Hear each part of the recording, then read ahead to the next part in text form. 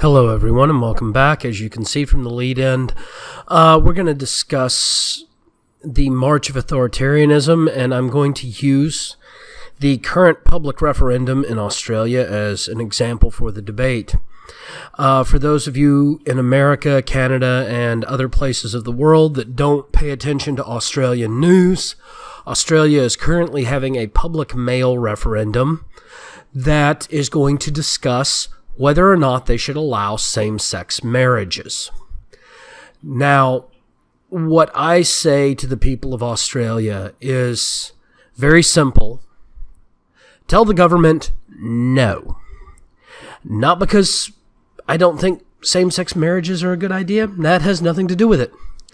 What I then say you should do is put together a public petition to take the government out of marriage determinacy entirely. Here in the United States, the judiciary forced the decision on the people. And many of us out there, like myself, was trying to force from a third opinion a removal of the country from determining what constitutes a marriage and what doesn't. The reason for it is every single piece of legislation you create gives the government more authority over the citizenry. The more laws you allow them to create, the more they get to determine what powers they have.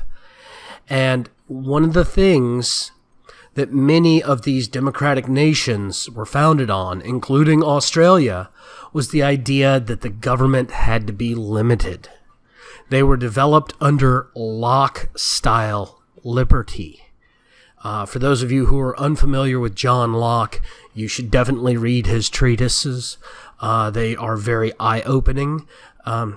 They're also kind of difficult to get through because a lot of it is debunking the myth of divinity in monarchy.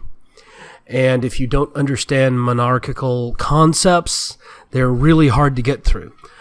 So you might have to start halfway in instead of at the beginning, because a lot of it is the debunking of monarchy. Now, regardless, the idea is that the more power you give the government, the less power you as a citizen have to determine your own future, because you have given that power over to somebody else. And as we know, bureaucracy tends to breed bad decisions. A committee can never make a cogent, clear decision without objections, and always takes 6 times longer than an individual to make a decision for that individual. So, instead, what I put forward to Australia is push forward a petition to remove the government from determinacy of marriage. Take marriage away from the state in deciding. Take it out of the tax codes, take it out of the laws entirely, and return marriage to what it was in the 1800s and 1700s and on back, which was an institution that was created through religious concepts to sanctify a couple being together. It was, for the most part, always a religious concept until the 18 and 1900s, at which point it started becoming legally required that the government manage what constituted a marriage and what it didn't.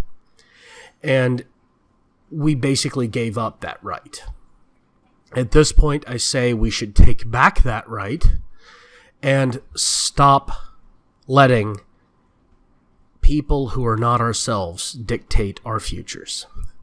Well, thank you all again for joining me. Please remember to upvote and follow here on VidMe, or like and subscribe if you're on Minds, BitChute, or any of my other social media. Also, don't forget you can follow me at Gab.ai, Twitter, and also on Patreon. And I do have patron-only content on Patreon that you will have to pay for. Every bit that you pay supports this channel and will help me get some upgrades going here.